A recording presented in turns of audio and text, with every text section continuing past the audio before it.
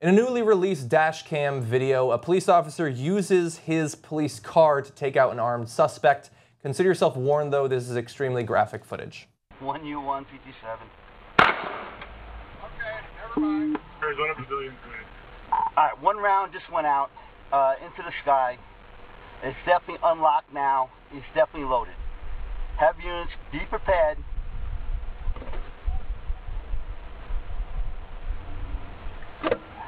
Is the subject shooting or did you shoot? Negative, it did not shoot. Unit right there, just stand off, stand off. The gun is loaded. Unit on Cortero Farm, stay off.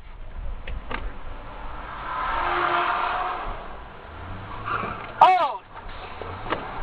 Jesus Christ, man down. 435, 454.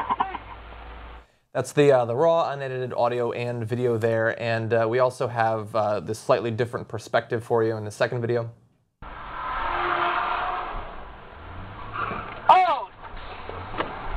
Jesus Christ, man down! Making pretty clear that that was intentional. The man is armed. You see him firing off a shot at the very beginning of that video. What's your initial reaction? Well, my initial reaction is I saw it before I knew that he was armed. The first time I saw the video, I just saw this cop running a guy over, and now we were so accustomed to say, oh, now what are they doing? Yeah. It takes on a different tone. When you, first of all, this isn't Arizona. Yeah. And for some reason, you got a cop talking like this, and he said, man down. Oh, Jesus Christ, there's a man down. So I was like, wait, this is really Arizona? Well, at least that's I like, maybe the accent's funny, but I like his reaction. No, he says a New York accent in Arizona. Exactly. I thought it was pretty kind of, yeah, no, his reaction was real. Human. I mean, human. Jesus well, they are Christ. human. I mean, you know, Yeah. well, I know Michael Slager got a lot of criticism for right after. Well, he's not. He And, was saying, yeah. you know, oh, my adrenaline is pumping. Right. Yeah. That's an inhuman response. Yeah, that's a good point. No, you're right, John. But it's impossible to look at that without saying, Jesus Christ. Well, actually, why don't we give them the slightly other perspective? This was later found, the dash cam of the actual car done it. This is a Jesus Christ view of exactly what happened. Unit right there, just stand off, stand off. The gun is loaded. Unit on Cortero Farm, stay off.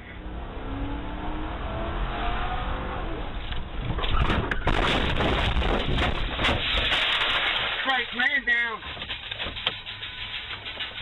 435, 454. So the reason that we play this, the reason I think that's so interesting is you have, in the first video we showed you, you have the cop sort of vocalizing exactly what's happening with the suspect.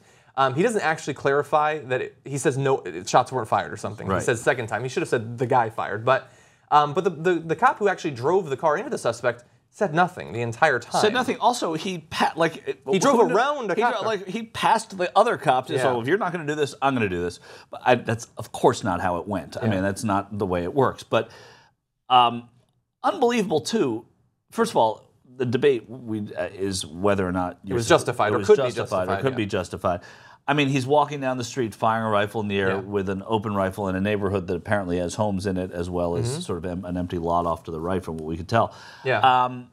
So if he had a gun, would he have been justified in shooting that guy?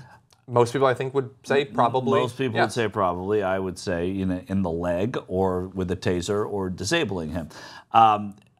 It goes against all human sort of intuition to purposefully hit somebody and then crash into a wall yourself. I mean, you know, this guy intentionally... collateral damage, I think. But no, this guy knew he was getting into a car accident. He drove himself into a car accident, which was not an accident. Yeah, you know what I mean? It looks more like a shot out of the recently released Grand Theft Auto 5. That's what it looked like to me, as opposed to a normal well, some of it looked like Minecraft, the way it was kind of pixelated. Yeah.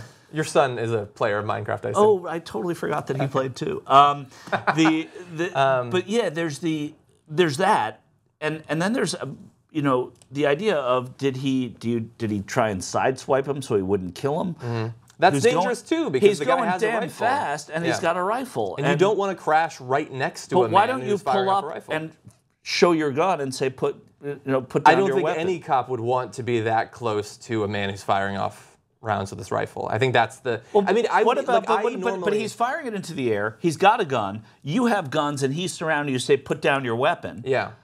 or we're going to fire. Yeah. You have a moment to fire and do that. Yeah, people would consider that, I think, the sort of standard, what you see of cops, you'd expect that they would do that. Because we've never seen anything like this. Well, not like that, no. Yeah. Now, so the police officer who drove the car, Michael Rapeco, ran down Mario Valencia. Now, previously we know that Mario Valencia had allegedly been up to sort of a crime spree of multiple thefts, taking a gun from a Walmart, a robbery, setting a church on fire, and obviously the cops were worried that he would then add to that possibly attempted murder or murder.